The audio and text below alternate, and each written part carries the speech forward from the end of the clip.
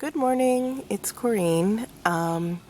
Well, I had every intention this morning of doing some real world work, and of course here I am out here again just because I get ideas in my head, and then I can't work when I have too many ideas in my head, and I feel like I have to come out here and get those ideas out. But it's a beautiful day today, so it's a nice day to be outside. And what I was thinking about last night and this morning is concerning your type and how you test as, and just not worrying too much about whether you got your type exactly right. I've noticed when there's a lot of typing back and forth between the INFJ and the INFP. And that's the same for myself. I was thinking about this, and I took one more test this morning. Well, I took two tests online, and one came out INFP and one came out INFJ. And most of the tests I've taken were INFJ. I noticed that there are different questions on different tests.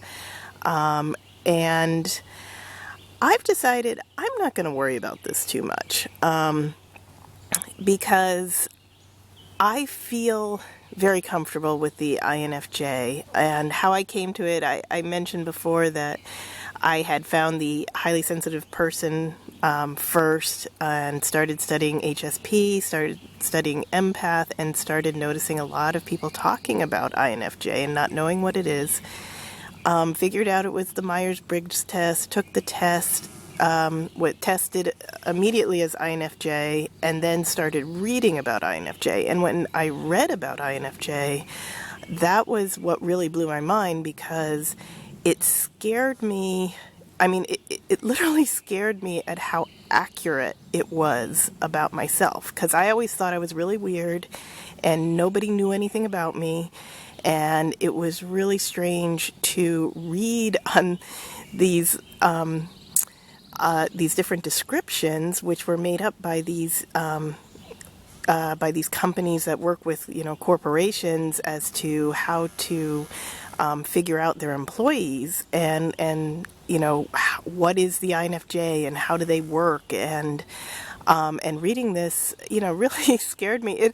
I guess it especially found its bothersome because I know with corporations and human resources, what they do is they try to use this information in order to manipulate their employees so that they can make the most money. And that always gives me just a bad feeling that somebody's been that I'm a type, and that somebody's been studying that type, and then using that information in such a way to manipulate employees. So anyway, I mean, probably other types don't worry about that sort of thing. Maybe as an INFJ, that just unsettles me. But anyway, I guess when I read these descriptions, that was when I said, "Oh my gosh, that's me," and that was when I just got really more and more interested in it.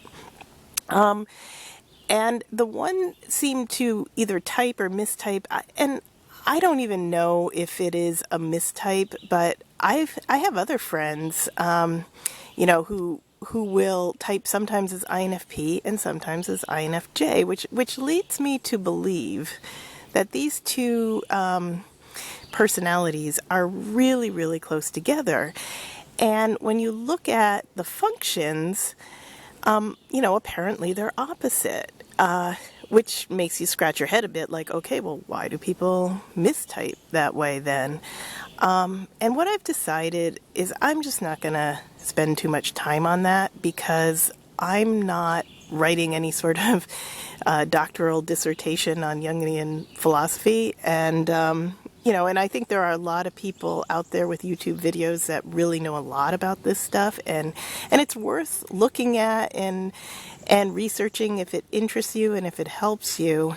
But I've kind of got to this point where I'm like, well, that's great, but I'm really doing this in order to feel better about myself. I'm doing this to find some sort of peace. I'm doing this to realize that I'm not as strange as I thought I was, and to realize that there's other people out there like me. So, so yeah, don't, I guess my major point is, don't worry if, whether you're an INFP or an INFJ. If what I have to say helps you, then just, I would love it if you join me and listen. And if you find it interesting, great. If it doesn't work for you, that's fine too. I've noticed with the functions with the INFJ that it is useful, when they talk about introverted intuition, and extroverted feeling, and introverted thinking, and extroverted sensing. It does make sense, certainly when I think about myself. And the one thing that really helped me was that introverted intuition and the introverted thinking and the NITI loop, because I always wondered what that was when I would get an idea for something and then I would try to logically put it into some sort of order, and I would almost get headaches just going round and round and round in my mind. And so it's nice to know that there's a theory for that and that there's a name for that, because I never really realized there was anything before. Now, why the INFP would somehow have opposite functions, I don't know, but I'm not going to worry about it. And I figure the functions that make sense to me, I'll deal with it just to help myself feel more calm. And those that don't, I'm not going to spend a whole lot of time thinking about it. So if you do get something out of what I have to say, I don't really care whether you're INFP or INFJ or if you're INTJ. If that, apparently I guess that's also very close. I don't know too much about the INTJ. I think I do have one friend who is INTJ. He's more kind of scientific, but he's really easy to talk to, so I think he might be in that same situation. So the basic thing is, don't worry if you mistype. If you get something out of it, then it's worth it. And that was just all I had to say. And have a great day.